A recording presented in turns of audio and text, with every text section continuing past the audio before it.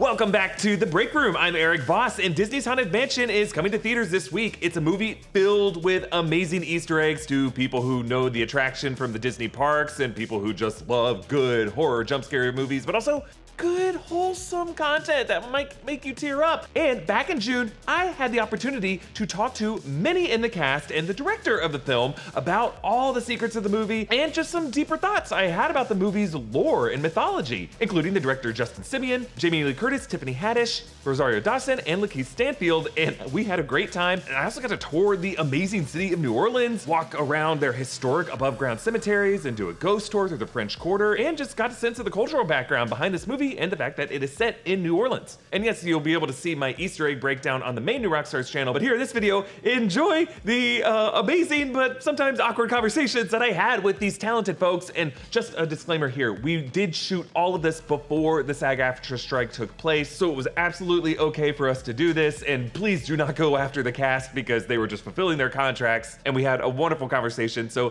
please enjoy.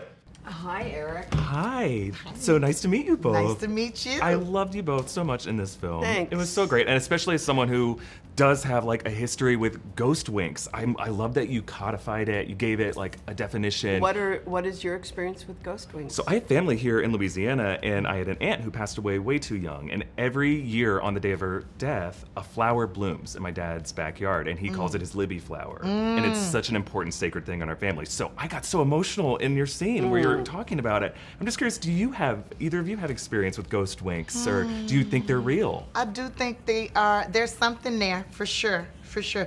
When my grandma passed away last year, one of my friends a few days after said, oh, you know, your grandmother, she will like send a white feather. Every time you see a white feather, that's your grandmother letting you know that she's around every time you see one, right? And then like the next day or day after, I'm coming out my bedroom and there are feathers all over the living room, everywhere. And there's a dead bird right there. And my cat's like, hey, Mom, did you see? And I was like, oh no, Mama, don't do this, Grandma, don't do this anymore. And ever since then, my grandma shows up in my dreams every single night. So she stayed winking at me every dream and telling me what to do. And since I've been listening, life has been great. Mysterious ways, right? What about you, Jamie? I don't. Okay, maybe that's a good thing. I don't. It means they're at peace, right? Yeah. I'm curious, so you did an amazing job bringing Madame Leota to life. Thank you. And I'm just curious about the metaphysics of it. Do you think she is trapped inside the crystal ball, or is she in another realm and just is like FaceTiming with us? No. She is fully trapped in there. There. She has air purifiers and, you know, Febreze. You know, stuff to binge watch. I mean, it's lonely in there. It's like solitary confinement, you know. Oh, so it's but a in the punishment. ghost realm. Do you think she just gets tired of the same old speech over and over again anytime someone summons her? Of course. Welcome, foolish mortals. I mean, she's just, you know, she'd like to shake it My up. My favorite part is when you're like, $3. That was great.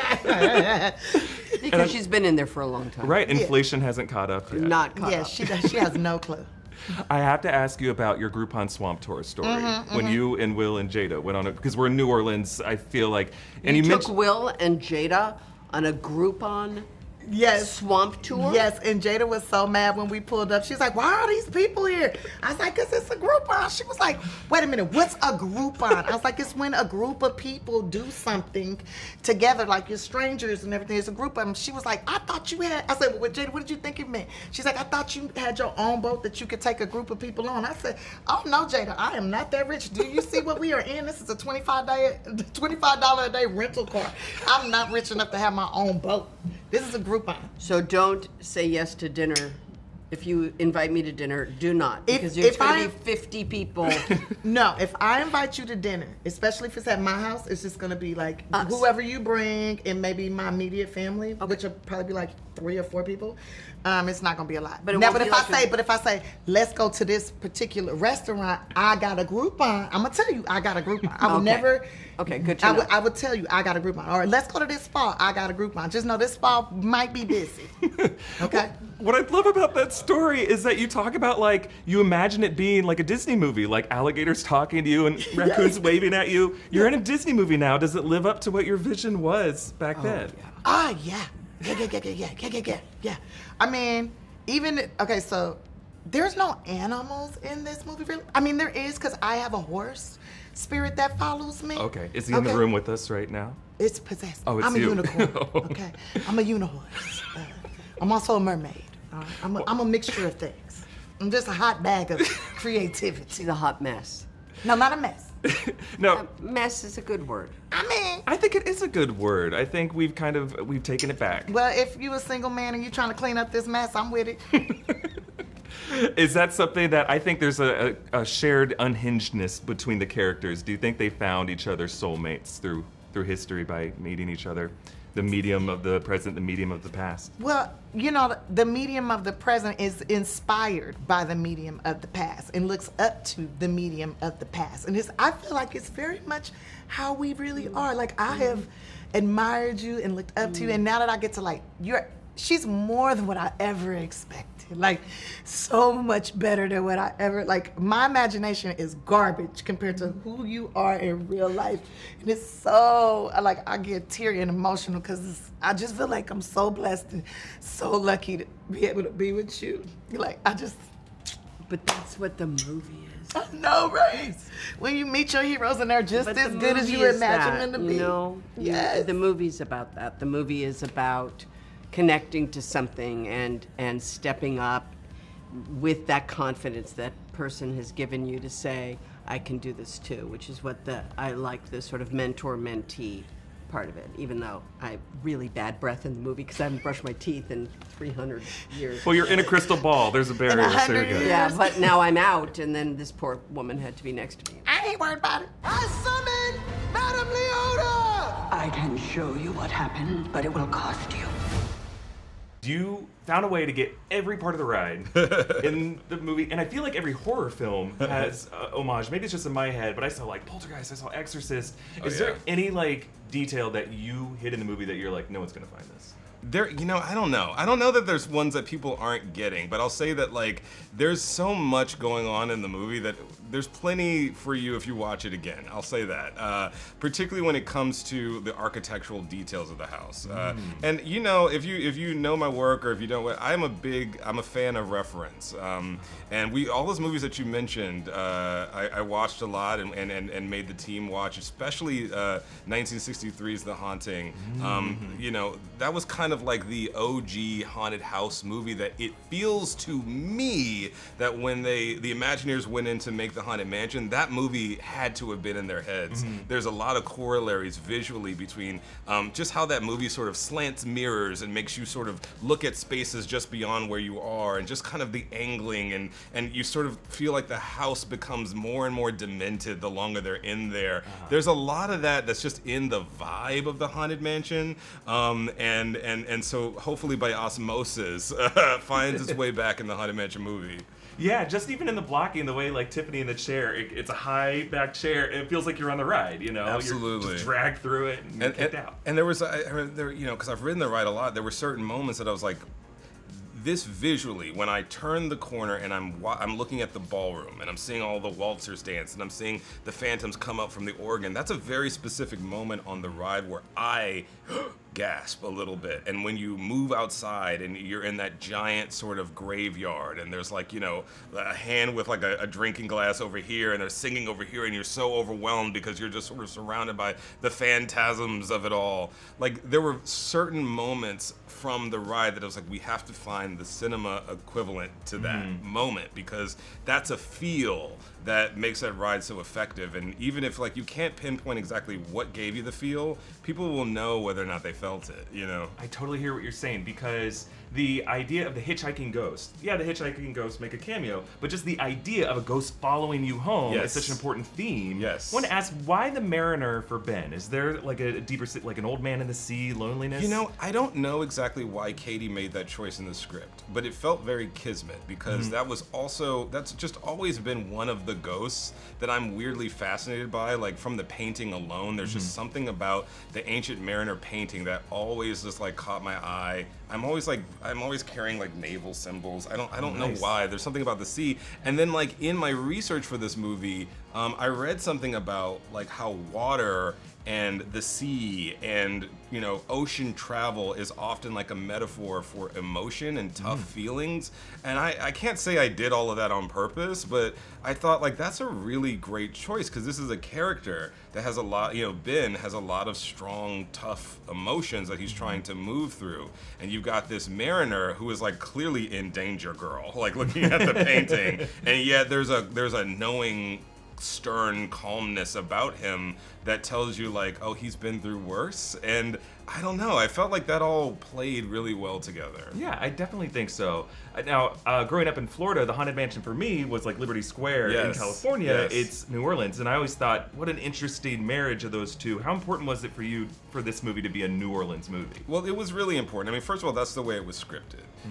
But even off of, you know, when I got the job, I was like, I really want New Orleans to be a character. I want us to, if you've never been to New Orleans, I want you to get a sense of what that's like. And if you have been to New Orleans, I want you to feel like you're not just watching a movie New Orleans, you're watching a real version of New Orleans. Because if you walk around this city, you're already primed for what the Haunted Mansion is going to bring you. You're already prepared to be terrified one moment and to laugh your butt off the next moment, because this is a city that puts those experiences right side by side each other. You walk around and you are faced with both mortality and an extreme experience of celebrating life. And even though those two things feel like opposites, they just exist side by side here.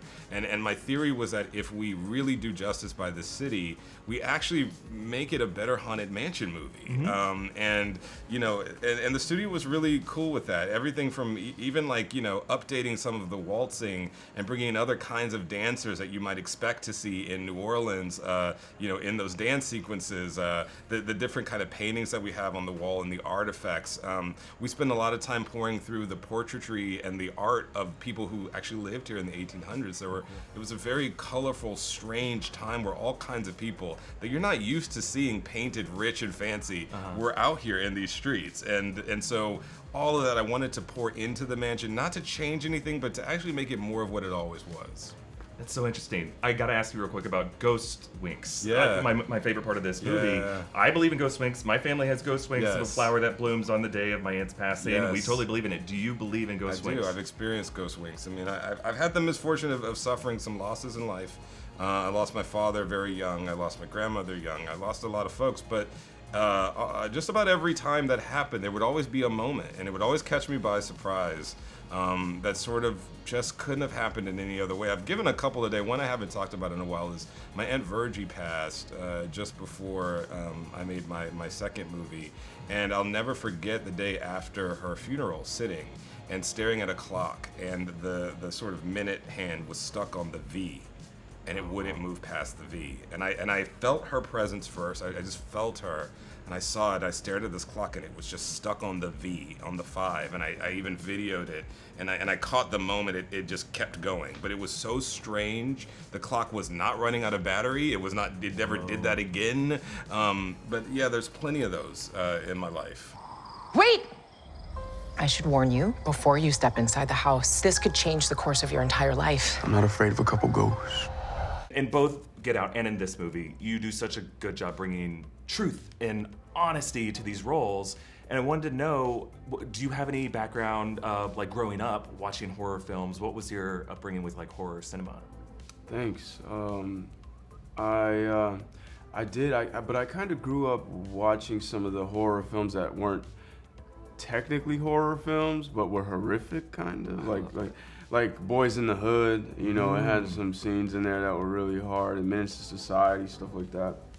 I grew up watching a lot of hard violence that was mirroring real violence in the world and around me. In the environment I grew up in, I saw a lot of that and experienced a lot of that. So those were kind of the hard things to contend with. But it also felt nice to know that the world that I was experiencing and seeing around me, other people had also experienced and been through. So I felt like I wasn't as alone sometimes in where I was living and coming from.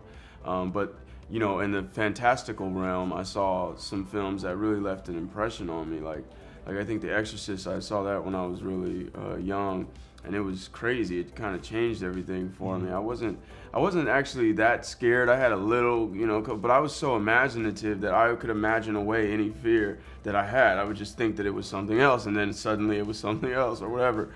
So the dark didn't really scare me that much, but I remember it definitely leaving an impression on me, and then me wanting to watch it. And as I've grown, the way that I receive it has evolved, you know. And so I'm looking forward to something like this that is has some scary elements to it, but is also just very fun and seems like one of those landmark movies that people too can watch when they're young and then watch later and gather different things from it, from the different, because we're talking about layered things. Some things are very surface level, some things are actually a little bit deeper. So it's just cool to be a part of something like that I feel will last. Definitely. And along with that, bringing the reality of the roles, Rosario, I've seen you in other interviews talk about how when you were young, you grew up in like an abandoned house that your parents worked really hard to fix up. And I was curious, watching your character Gabby in this movie, moving to Louisiana, fixing up a house. You can't really do that in New York City anymore, but a lot of people are moving to places like in the South doing that. Is that something you brought into your role? Yeah, I mean, I wasn't really thinking about that so much in this particular one, because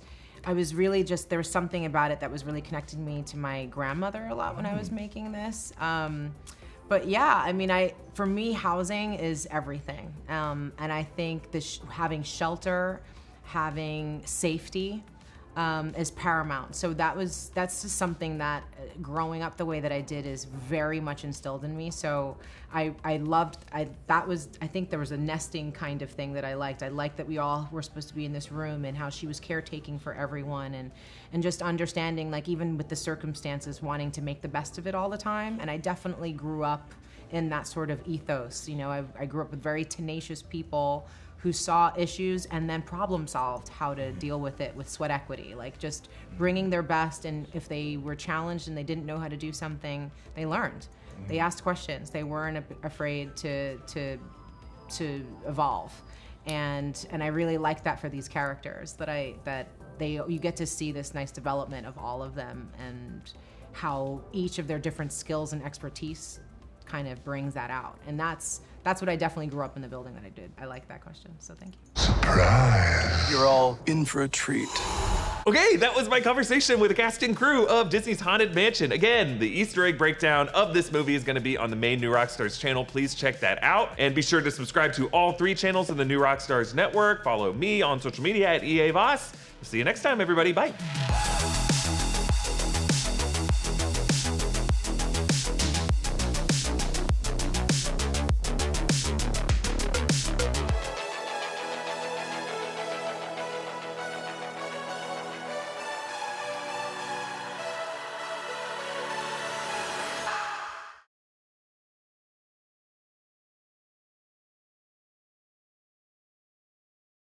These ghosts definitely don't want to leave.